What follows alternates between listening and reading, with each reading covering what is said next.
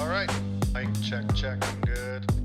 So I'm Max Ceron. Max Ceron, CWB Association Welding Podcast. Podcast. Today we have a really cool guest. Welding Podcast. The show is about to begin.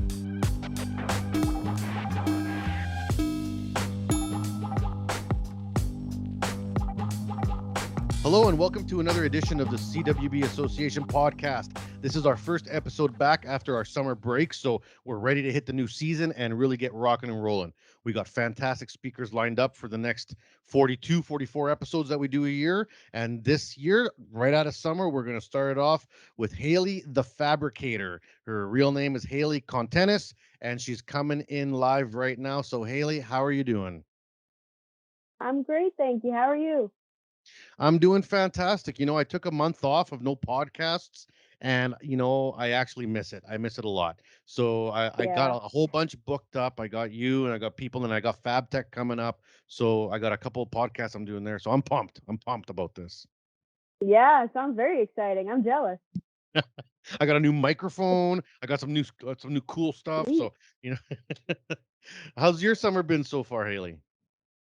It's been great. I've been working on lots of small projects, getting some things in the works. I've been doing quite a lot of sunflowers, more than I anticipated. I thought it was going to be a spring thing, and people have just been loving them. I just had an order of 4 go out last week. I've just been busy with that, trying to enjoy summer along the way. A few pool days, a few beach days here and there, but trying to work Yeah, hard. I don't think I've had enough pool days, but I've gotten out camping a few times, which is like the love of my life. I Yeah. love getting out in the wilderness. So. Yes, I haven't gotten to go as much as I had planned to this summer. I've only gone maybe a handful of times or less, but hopefully I can squeeze in a few more before the end of the summer. Like I said, it's been busy. So All right, Haley. So let's start with where are you? Where are you calling in from? I'm in Hamilton, Ontario right now, not far from where I was born and raised, just out in Burlington, about half an hour away. Work just up in Ancaster, so I'm just a bit in the GTA. I bounce around a little bit. And how was it like growing up in the Hamilton, Burlington area? Were you a happy kid? Always a happy kid. Everybody always said that. Always all teeth is what I keep hearing. And But I probably should. no, I it's been good. probably shouldn't have asked that because that's kind of a really loaded question. Like, what if you weren't? That's kind of like not nice. No, you're good. You're good. There's always going to be highlights and lowlights in anybody's upbringing, but no, I'd say it's a relatively happy childhood. Definitely, I got exposed to quite a bit of the trades. Both my dad and my stepdad are in the trades, very different trades.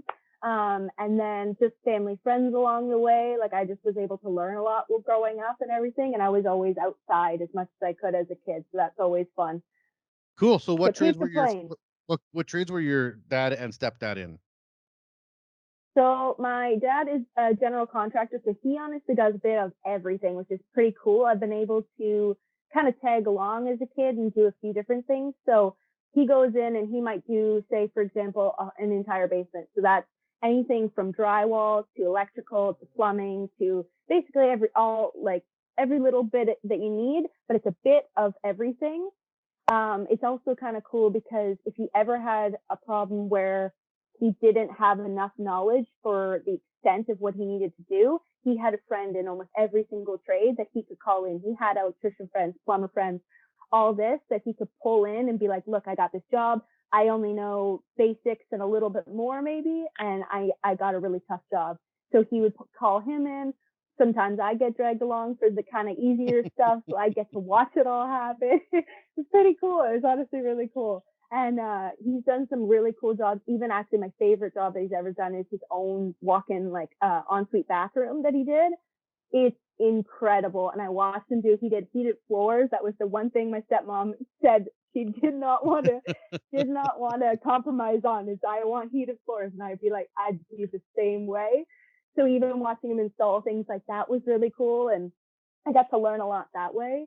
And then my stepdad works for, what is it, the local, I can't remember the number to be honest with you, but he's in union for Toronto. He does all kinds of HVAC work. So it'll be all the Okay. ducting So the biggest job that he did, and like the most proud one that I always thought was really cool, he did was the underground for the Union Station. So they added a third level down below, and he did all the duct work in there. Him and his team. So he ran the team. So he's very much like project manager. So he knows quite a bit. He's been in the trade for a long time, learned a lot, and he's a very good leader. So even anything that he's taught me at home, just when we talk about things, he's very good at explaining it. And again, I'm learning a bit here and there of what his trade is like. That's why when I decided my trade, all he said to me was just like, look into trades, just look into them, just research everything. And honestly, that's exactly what I did. I just started researching everything. I knew that I didn't want to do what they did just because they are the master of their trade. I wanted to be the master of my own trade. And growing up, the only thing we didn't really have was a welder. So when I started looking into welding, I was like, okay, I want to master this trade. This is cool. There's so many different things you can do with welding. I haven't even covered all of them yet, which is, there's just so much more I want to learn. So let's back up then in history. So like, you're growing up, obviously your parents must have divorced at some point. Both sides of your family have trades. So you got this all around you. You're coming up through high school. It sounds like you were like already before grade 12 being like, I'm going to get into the trades. This is very likely something I'm going to do. Was that kind of what was thinking, or did it take a little bit of time after high school to roll into it? Actually, yeah, it did take a little bit of time. So when I was in high school, I was definitely interested in it. My whole like growing up, I was always very interested in just being outdoors. Even just like my dad, I've been riding dirt bikes since I could reach the ground, sitting on one, right? Like the smallest ones they had.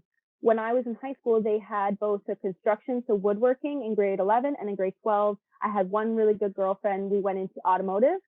The automotive was much more her domain, and she actually became a mechanic, which I'm so proud of her and everything she's doing. But they had a lot of really cool tools. So just things like a plasma cutter. We did have a welder. We had a sandblaster, just a bunch of cool tools that weren't specifically automotive, but could tie in, that I just fell in love with that whole section. And I remember I had a female teacher, and she pulled me aside the one day, and she's like, you remind me so much of me when I was a kid. Like, you have such heart. I could see you being in the trades. Like, please consider looking into it. And like, I think one of the trades would be good for you. Like, you seem to like what you're doing in here. I remember she would even put me in charge of some projects, just be like, hey, you handle the guys. I know you know what you're doing. I'm going to go over here and help with the more automotive side. And I got really, really familiar with the plasma cutters, sandblaster, the welder, everything. And I did really like it. But when I was in school, I had a lot, like I said, I've had a lot of people influence, like, where I should go or give me input. So when you're a teenager, you don't really know, you don't know what's best. You don't know yet. You're still just looking at everything. And all of across the board, everybody in my family and everybody I looked up to is just like, make sure you go into something reliable. And now since the pandemic, super, super happy that they told me to do that. Was never out of work. Fantastic.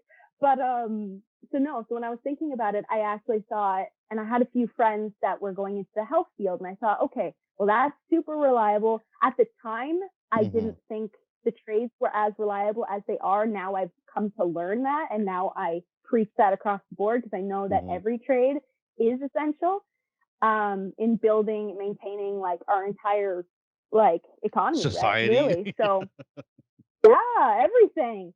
So I ended up actually going to school for pre-health for 1 year. It was just like a base level. I wanted to see if it was something I wanted to do. That's why I didn't jump into a 4-year program. I'm really, really glad I did, because I barely made it through. Lots of tears, lots of hard days, but I made it through. I do have a diploma behind me. And then from there, that's when I went, okay, screw it. I'm going to look into trades. And I just dove into I looked into a few different ones quite in depth, and I was looking around, and the one that just kind of kept drawing my attention was the welding. And I kept remembering how much I liked it in high school, even just knowing that fabrication, when you're doing fabrication welding, not just production welding, you're building things from scratch. So you're taking a piece of sheet metal or HSS, and you have to build a giant frame or like a whole machine out of different materials. So you are plasma cutting, you are sandblasting at the end so that things can get coated. I actually have come to learn things like painting. So I am our sole painter at my shop. So it's nothing super fancy to brag about. I wish it was. I wish we dealt with some cooler paints and stuff, but we're not doing anything auto body. But it's still very cool to have learned that technique, to learn the skill of that, along with all the fabrication and the welding on top. There's so much to learn in the industry that I'm so glad I chose it. And I've loved every second of it. I haven't even learned everything I want to yet. Well, So you much never of my you never checklist. stop learning, man. Like, let me tell you, Ever. it's a never ending trip. Okay, so now you decided to get into school. You did your pre health. You got that behind you. And you're like, okay, I'm gonna jump in both feet first out of the airplane with no parachute into this welding thing. Did Yep. you decide to go into the welding program or did you go into the fabrication program? Because like those are two different streams, and I know some provinces have like a mix version, but at the end of the day, you kind of have to choose one or the other. So which one did you start with? As I was looking into it, I ended up reaching out to Canadian Welder Girl on Instagram because I wasn't 100% sure that I wanted to go into the trade, and I wanted somebody just that was in it already. And it was nice that she was a female that I could talk to and ask, like, how has it been for you? What's it been like? I had a whole list of questions. I remember I showed up with a pad of paper, list of questions. She's like, whoa, you're more prepared than I thought. But I asked her all my questions. She ended up actually, the company that she worked for was hiring on. So she offered for me to come in, and it was just a general labor job. Like, I didn't need any schooling, no tickets yet. And they hired me on as if they called a rigger, which in Canada is not the same because it's an American company. So I was basically building and just tacking everything on a joist. So it was a joist manufacturing facility. It was a production line. So not exactly where I knew I wanted to go, but definitely built the fundamental like skills that I needed. So I learned to tack and fit first. I learned fitting and how precise and how like it matters when I was in the rigging. I say air quote rigging. This is not the Canadian term, but that's what they called it. And eventually ended up getting my ticket through them. They ended up bringing in CWB quite a few times to get different rounds of people certified so that they could have more welders down the line. I ended up getting my ticket, was super pumped. I ended up working in weld out for a little while, practicing. Even I'd stay late sometimes. At one point, I ended up getting slightly injured, so I was just on modified duties, and I ended up getting to build a lot of like carts and things that they needed to function around the shop. Like there was a lot of people that would be making the parts, bringing them all to the line. I had to do a lot of those side jobs. So I learned even more about all the different things, the fitting. There was one guy who's still one of my best friends. He's been in the trade for 25 odd years, and he taught me like everything I know. He used to work for a guy who was like down to the 64th in like accuracy. So him having that mentality and him teaching me some of those fundamentals as well was crucial for me to be able to know now what's important, what to focus on. And then over the years, I've just practice. I ended up working for them. I think it was on the nose about a year. And then I started working for Butty Manufacturing, and that's where my skills just went sky high. Like I just instantly learned.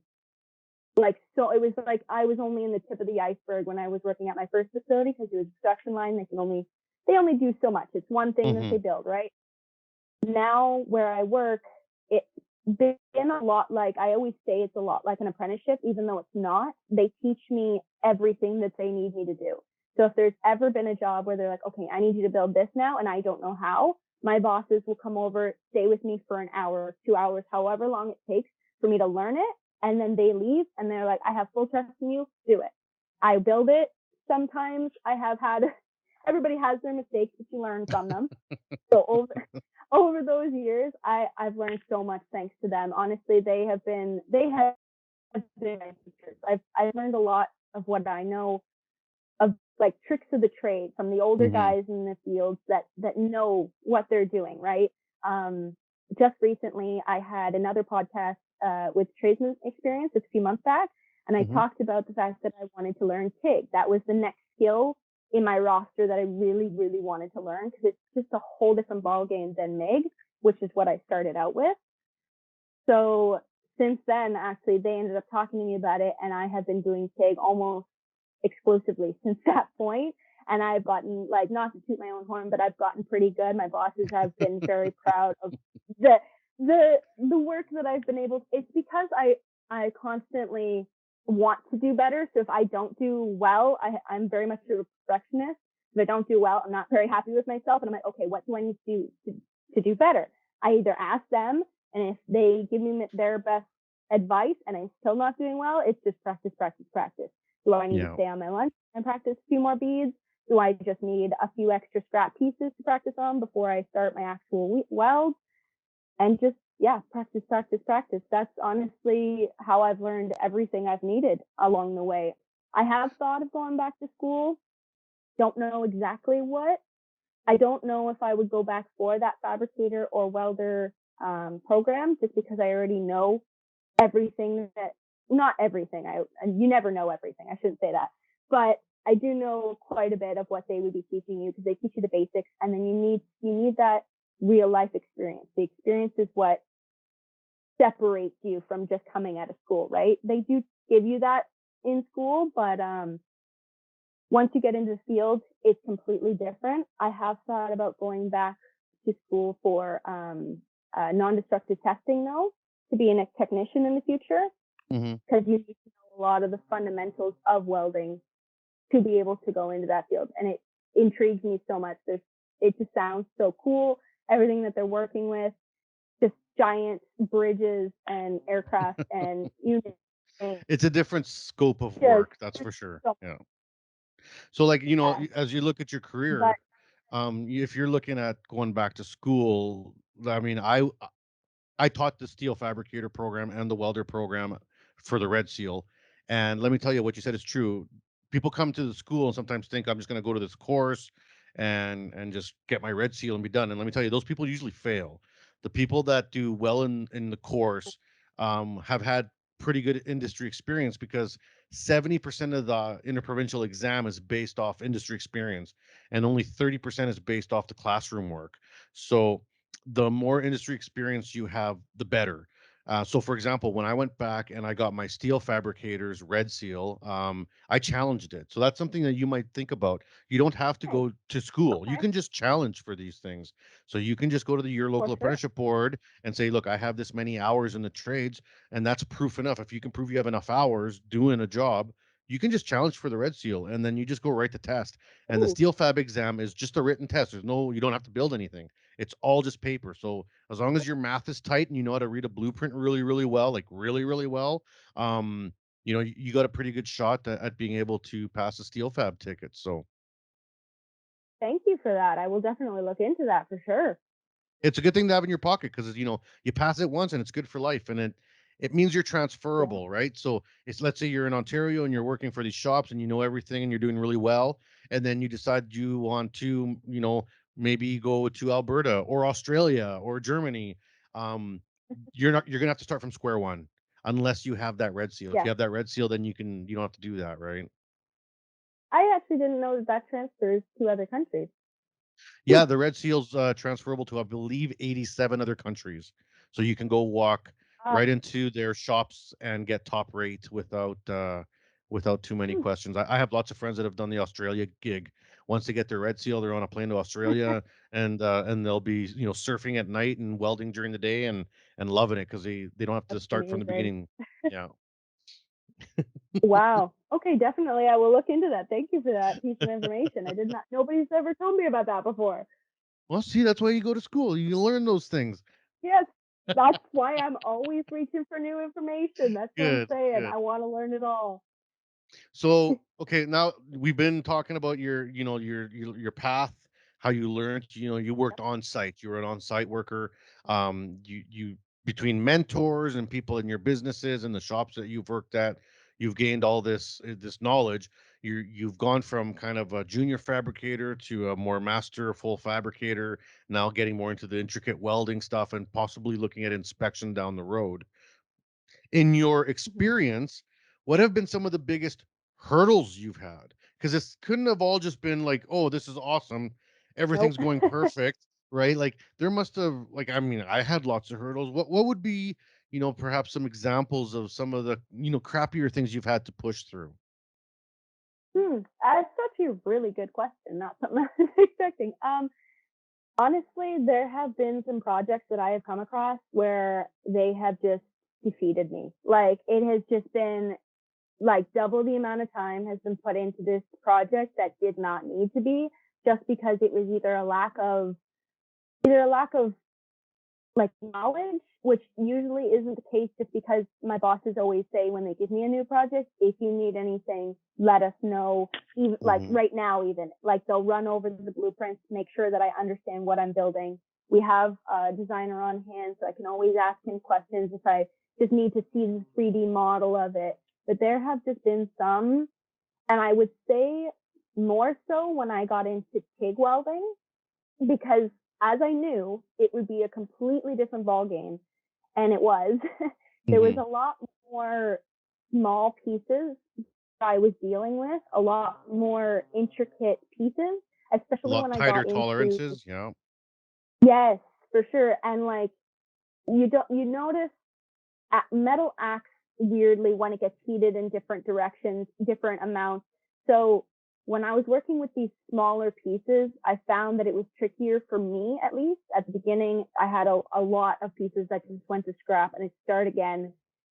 Just and like again, bosses come in. Okay, what can I help with? And it's like I don't even know at this point. I thought I did it well. I don't know what went wrong. Sometimes we'll look at my old piece and be like, okay, what do we think went wrong with it? Even though it's completely done now, and it's kind of hard to retrace some of the steps sometimes. What do we think went wrong? Where? How did I do it?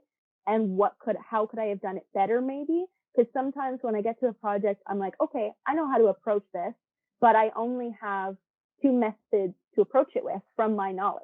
Whereas they've been in the trades for my bosses they're in their 60s now, so they've been in the trades basically actually since they were very very young. They were introduced to it, Hmm. so they know like five methods to my two methods of how to Yeah. approach a different piece. And even though it gets the same results, something could be a lot easier and a lot smarter down the road once you're welding more pieces to it.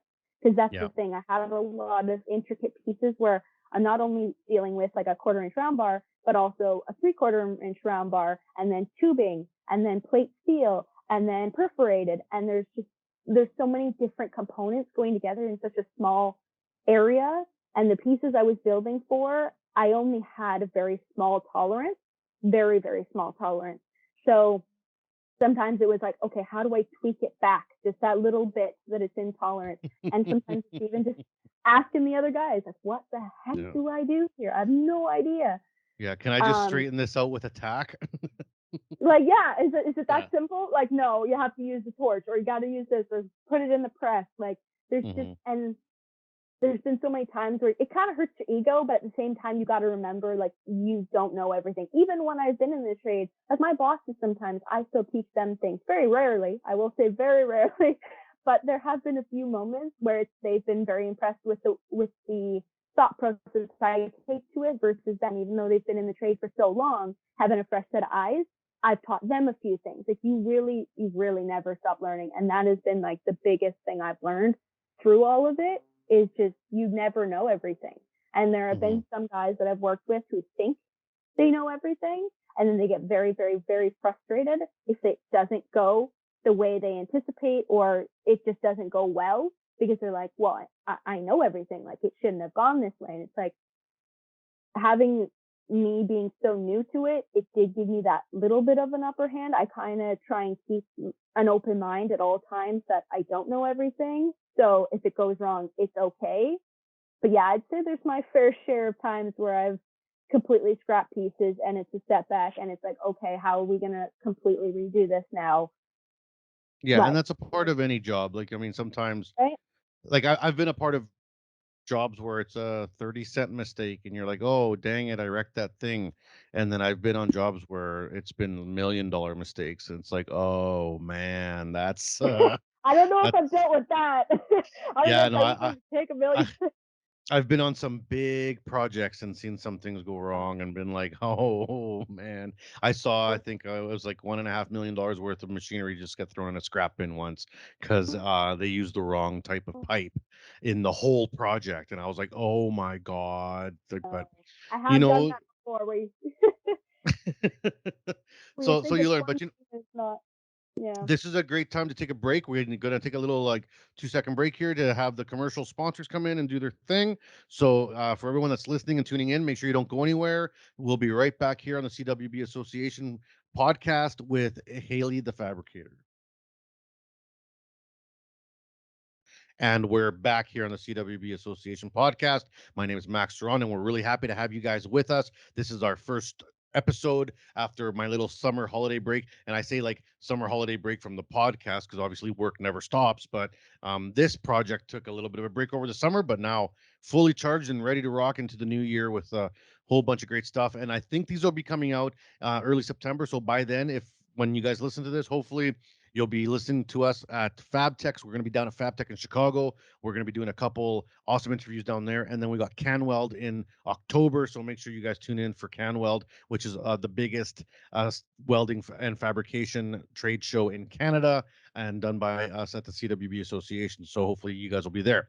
Right now, we got Haley with us, and we had at right before the break kind of talked about challenges and some of the things that kind of made her question the existential dread of welding. And she told us about how sometimes the difficult things is when you make mistakes. Now I have another question in terms of you've brought up many times in this episode the mentorship that you've had and received in your career to get you to where you are. And you brought up reaching out to female mentors, even just online or through personal connections. As a young woman coming up into the trades, how important was being able to reach out to other women that are in the trades to help you get started or maintain or even just um, for support? Where does that sit with you, Haley? I'd say it's very hugely sitting with me. I have a lot I've created, especially over about the 2 years that I've been in the trade, just over now. I've gained so many connections through Instagram, through Facebook, wherever, even just at my shop, people that come in and hearing the feedback, whether it's good or bad at them looking at my work or just hearing the struggles that others go through. Like I always say it's best to learn from others' mistakes as well as your own. Whenever I hear these stories or hear really any bit of information from anybody else, I always take it as a learning curve as much as I can, no matter what it is. Especially even from you earlier in the podcast, you were saying, "Oh, why don't you look into this?" Something I never thought about, and I'm so glad that you reached out to me and we were able to have this talk, and I was able to learn that more from you. Any bit of information helps, and especially because I've gotten such a good group of girls now on Instagram that I talk to almost daily, and some even just text me personally just to be like, "Hey, how's your day going? Like, I Hmm. had this problem at work, can I vent?" Just to have a little bit extra of a support system. Not that I was lacking that in any way in my personal life. Like, I have a great support system in my life, but to have that little bit of extra that's in the field that you're working in, that know exactly what you mean by when you tell them your struggles or when you say, "I have a question for you," that it's more your domain, that you know more about. I need to ask you for your opinion about it. It's really, really shaped who I have become through the trades, especially my main mentor that I started at my first job with, who's still one of my best friends. And still, like, sometimes he comes to me and he's like, "I need this from your shop. Can you get me this?" And I'm, "No problem." We go to his shop, we build it together. And he teaches me more tips and tricks on what he's doing. And it's sometimes something I've never dealt with before. I remember probably my hardest struggle I brought to him. And it was like, "Dude, I have no idea how to approach this. This is something I never thought I'd be doing." And I had to deal with a circular clock when I was very, very fresh into the field. And I was like, "How the heck do you make it round?" Like, I was just struggling and struggling and struggling. I'm like, "I need your guidance. Come on." help me out here. It's just I was having so much trouble with that circular. Everything else I build is always frames or you know what I mean, squared Hmm. off. Sometimes it's like a triangle at most. But that circle was by far my hardest challenge.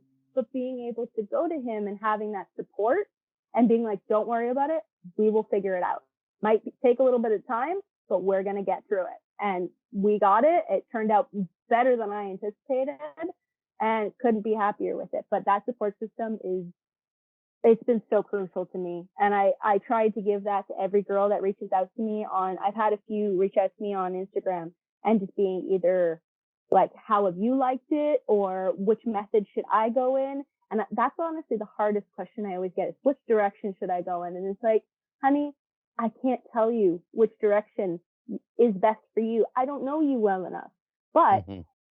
all I can say to you is, where's your heart at? This is what this is, and this is what this is. You need to make the decision, but you need more knowledge on both options. So whether it's, like you said, the two programs that you've taught, whether it's the welding or the fabrication, what speaks to you more is more the direction I will always give because that's the direction I've always gotten. And I always appreciated every little bit of it. So I keep trying to push that and hope that it helps them as well. Same with this podcast. I know I'll be sharing the crap out of this podcast and hopefully even any one little piece of information I've given in this podcast, if that helps, then that's fantastic because that's honestly what shaped me. Well, So, and career paths are long. When you're young, you feel this oh, pressure to be like, oh my God, I got to figure this out. Like figure this air quotes, like you said, figure this out. Like whatever this is, like no one has a freaking clue, man. And you could change careers. Like I've tried to leave welding probably 3 times in my life, being like, I'm done with this. I'm never gonna weld again, and try something else. And then all of a sudden, 2 years later, I'm like, you know what? I really miss welding. I'm going back. Like, it's like and I started off as a welder, then got into fabricating, then got into teaching, and now I'm working at CWB. Like I would have never have thought that when I was 17 years old and building, workhorses for the shop as a general laborer. I had no idea whatsoever that my path was going to lead here. And now as a 45-year-old man talking to 20-year-olds and they're stressing out about picking a path, it's like, man, just get up, work your ass off, be passionate, and you'll be fine. Like you'll just be fine, yeah, especially in the trades. Like I've never been unemployed, man. Like nope. I welding is just that type of a gig that if you're hardworking and you really, really care about what you're doing, you will probably never not have a job. Yeah, trades is where it's at. That's like I was saying earlier. Getting something sustainable, something I've been taught since I was trying to decide when I was in high school. And I'm so glad that I was told that because every trade, I've not seen one of my friends that's a trade, one of my family members that's a trade be laid off or had any issues throughout this pandemic. And still to this day, they're killing it. Some of them have actually gotten busier Hmm. throughout, Oh, have been making double what they would have made. absolutely. Yeah. I Which is mean, I one of the welding shops in my hometown right here, they just said they need to hire like 800 welders. I was like, what? 800 welders? Like they're like expanding, they're like exploding. They can't find enough people. It's like, oh my gosh. yeah, But it's it's the way the world works. Things don't stop, so you just find ways. And it was funny because at the beginning of the pandemic, everyone's like, oh my God, we're gonna have to wear a mask all day at work. It's like, man, I wore a mask underground at the mines every day for like years. Welcome to the party. Like, yeah, yeah. We're always wearing masks. It's just the trade. Do you want shitty lungs? No. Okay, wear a mask. That's just every day.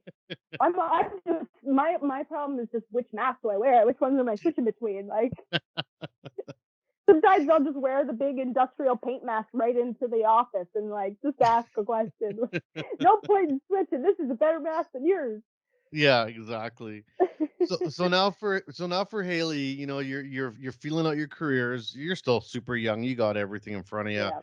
When you look at like 20 years, like when you become an old fart like me, where do you see yourself? Like, do you have a kind of an idea, or are you just gonna play this by ear? And I mean, there's no right answer here because everyone's different. But sometimes 20-year-olds are really focused, and I'm amazed at how much focus. And then some are like me that are just Yeah. like, I'm just gonna go work, like.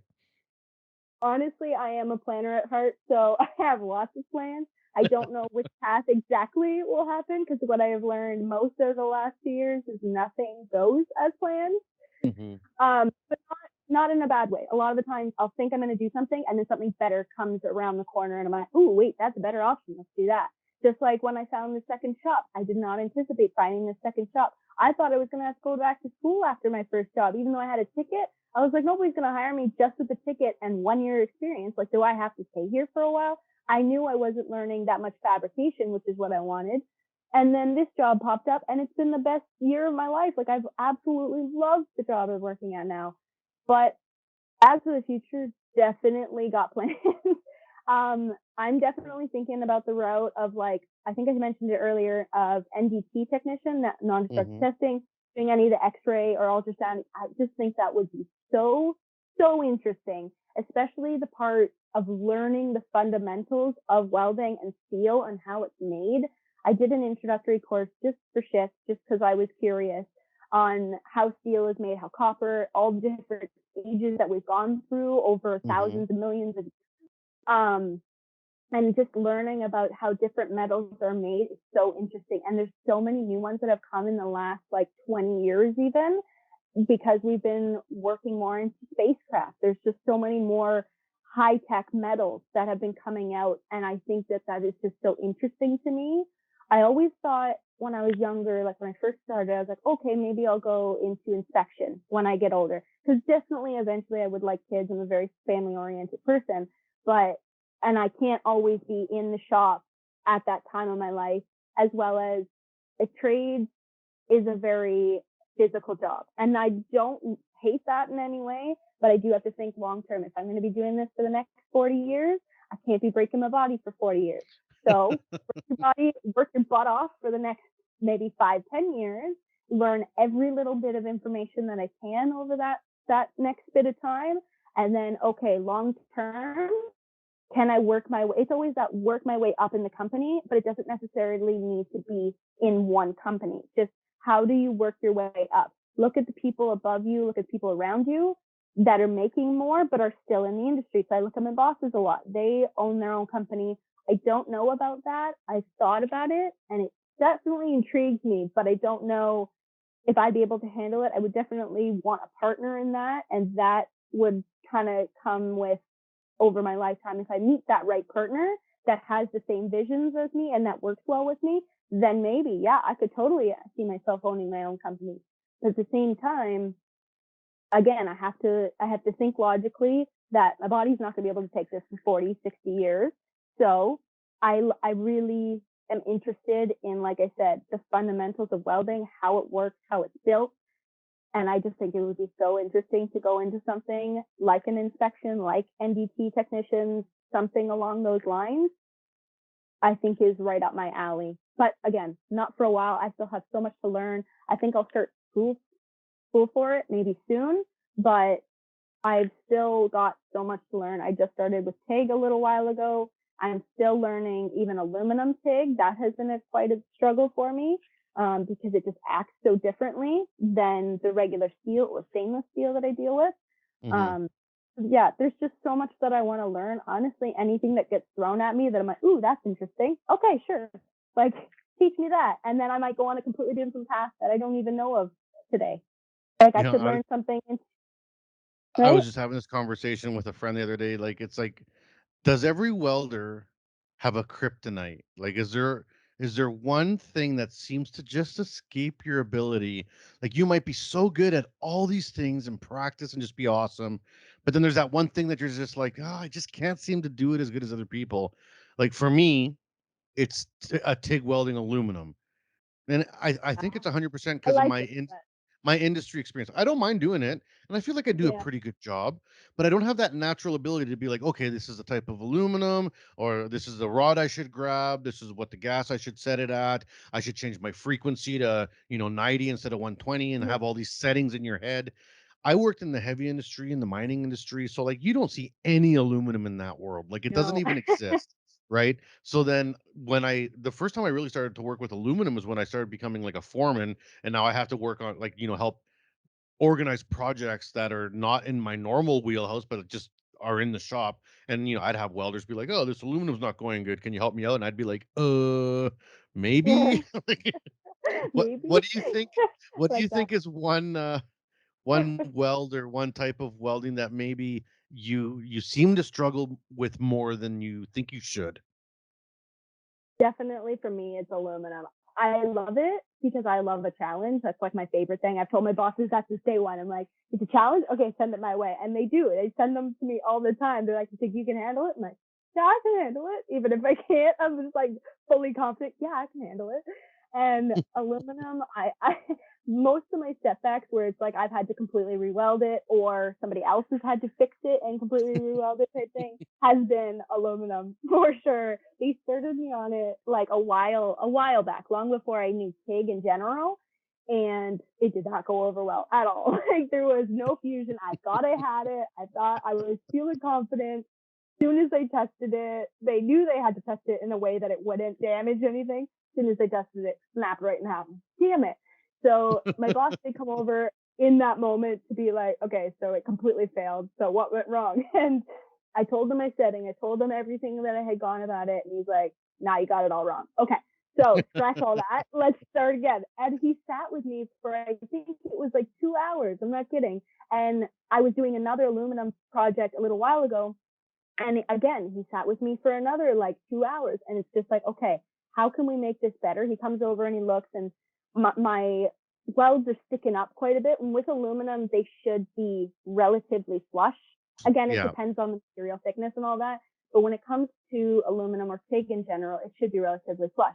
And I had it nowhere near. Like it was, I had way too much filler in, not enough heat. And he's like, okay, well, this is how you fix it if you do it accidentally, but also let's completely scrap one corner and let's redo it. And I'll show you exactly how to do it. So like the one side we took apart, he shows me it and I watch intensely, like he's explaining it before he does it, while he does it, after what he did. And then he's like, okay, now I want you to try and replicate it. I replicate it 10 times better than the first weld I had done. I was so shocked. Still not fantastic, still not comparable to his, but a lot better than where I was coming from, which was a nice experience. But definitely welding has been my biggest challenge, but I love that it has been my biggest challenge. It's something Yeah, that it acts so differently. It it acts so does. completely different from any steel, copper, brass, anything like that. Any other metal, it's just its own ballpark completely. And It, like I don't know who's gonna be listening to this podcast, but but yo, Everlast, Yes Welder, Kicking Horse, any of the welding companies out there, I need a nice little AC TIG machine for my garage. So we take sponsorships. I was gonna say, me too. What do you say for you? I need one too. I don't even have my own TIG welder. I got my own MIG, but I damn, I have a need to TIG get welder, I got a MIG welder, I got a stick welder, but I don't have an AC oh, TIG welder. I see. Yeah. That's the key part you're missing. Yeah, it is the one that I'm missing. But all right, so we're coming close to the end of the show. I only got a couple more questions I want to throw at you. One of the questions I want to ask you is actually about your social media. You know, how important is the social media game for learning for a young welder? Like I'm going to Fab Tech in September, and I'm actually doing a lecture on like new ways to teach coming out of COVID. And I have a section on social media and how important it is to use social media as a teaching tool, in college, instead of, right now it's like, get off your phone, get away from that social media. And I'm the opposite. I'm like, you know what? We can learn a lot from social media. What do you feel about social media? Like you got a Instagram account that I follow. You post up a lot of stuff on there, and you've brought up a couple times these connections you've made through social media. You know, where is that in the world of a young person coming up welding? I do agree. It can be both very, very helpful and very, very distracting.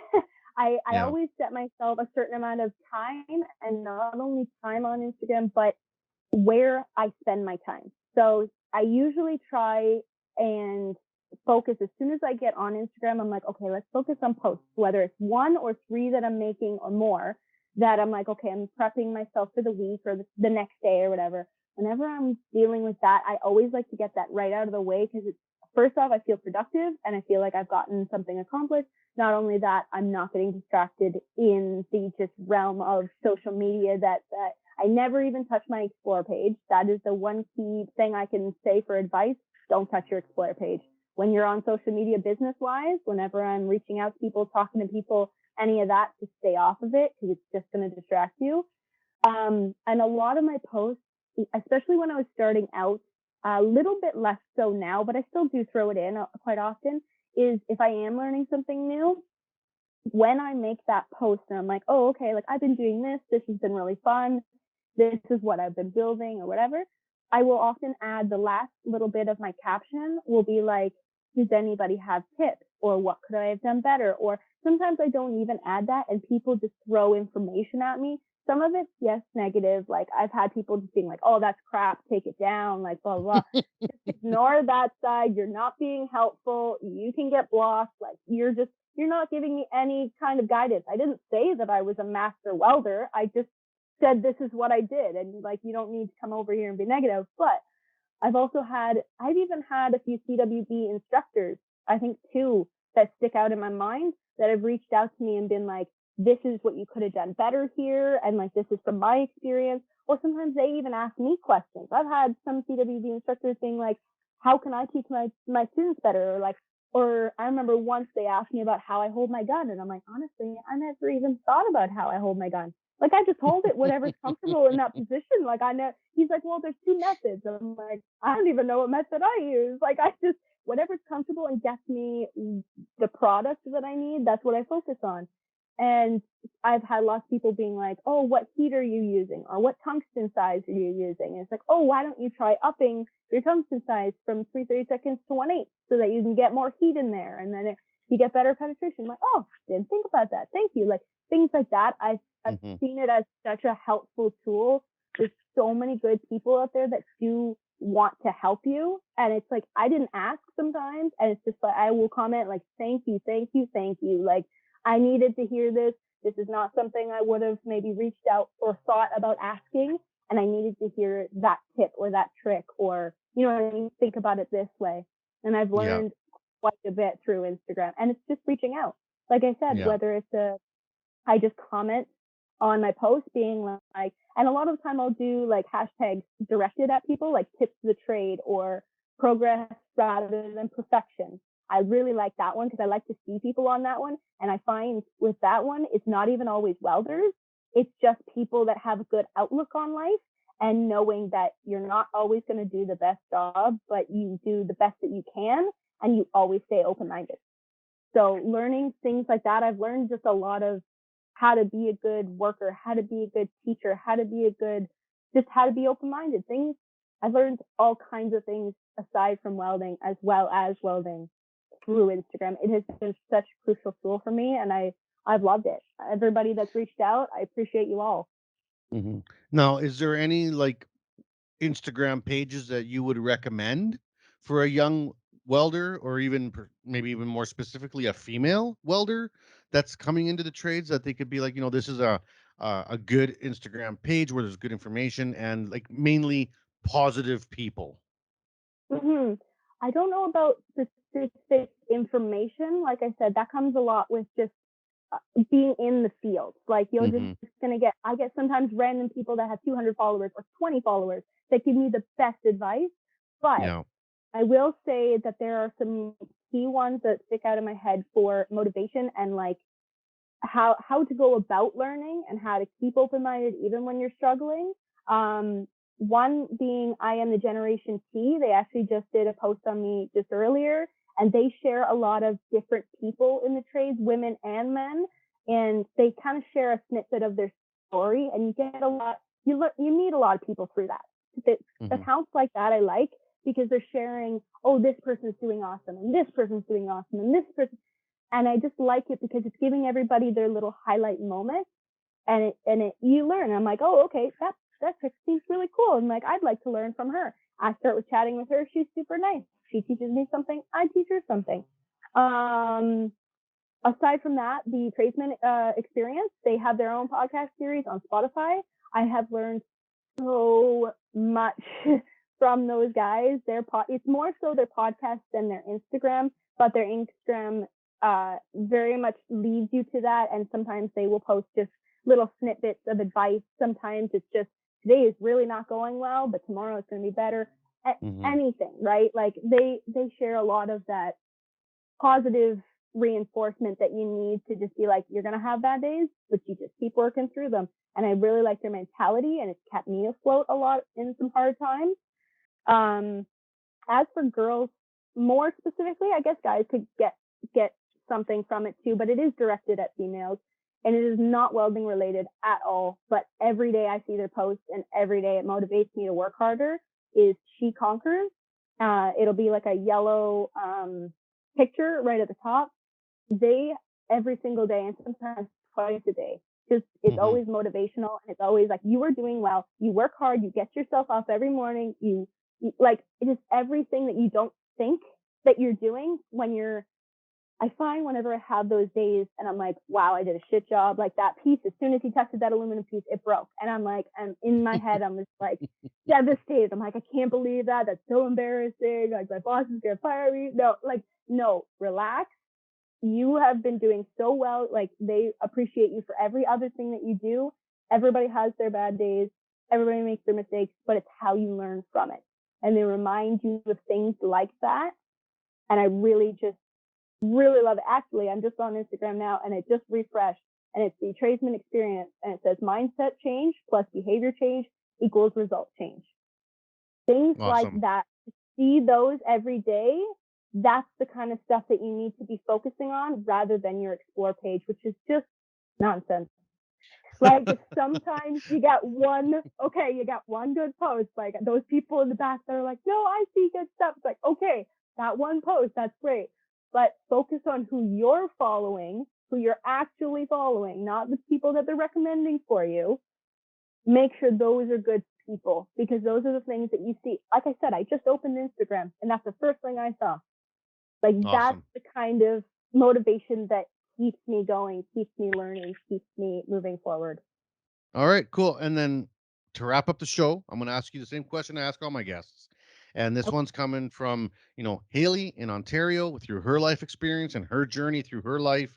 Haley, what would you say to a young person coming out of high school looking at possibly getting into the trades? What would be a tip, one little nugget of information that you could give them that they can hold on to that will help them, get into the trades and hopefully keep a good positive perspective? I would definitely say something along the lines of research, learn. Just always be open-minded, always be searching, because you never know what you're going to find. Awesome. And that's sound advice, because you know what? It's a long winding road with many gas station stops, and sometimes the gas station has a KFC, and sometimes the gas station has frozen wings that you got to warm up in a microwave. But at the end of the day, you'll still get to where you got to go. So, you just got to do what you got to do, right? Yep, exactly. All right, Haley. Well, I had a lot of fun with you on the show. I appreciate you being here to kick off the new season for the podcast. For all the people that have been following us and listening, we're doing really good right before the break at summer. We were the number 3 podcast in North America for trades, and I'm hoping to get back on that train. Yeah, well, we slipped a bit now with the summer off, so we got to get back up there. So, Haley, you said you were going to share the heck out of this. Make sure you share the heck out of this so we can get back up into the top 5. But, thanks, Haley, for coming on the show. Thank you so much for having me. And for everyone that's been following, make sure you click and follow and share. We're on LinkedIn, we're on Instagram, we're on Facebook, we're on Twitter, we're everywhere. You can download us through Stitcher, through Buzzsprout. We're also on through all the Apple products and the Google products. So you can find us everywhere. So make sure you tune in, follow us, and if you guys have anybody that you think would be great on the podcast, send them my way. Shoot them. You can find me on Instagram, AskMax75. You can find them or through the CWB group page. Our team monitors that page too. Anybody you think is cool, send them my way, and I will reach out to them and see if I can set up an interview, because this show is about your guys' life stories and the stories out in the field. So thanks to everybody that's been listening. And Haley, I'll make sure that if next time I'm out in Ontario, I'll see what you're up to, and maybe you could show me around the shops and see all the cool stuff you've been building. Sounds good. All right. Well, take care, everybody, and we'll talk soon. We hope you enjoy the show.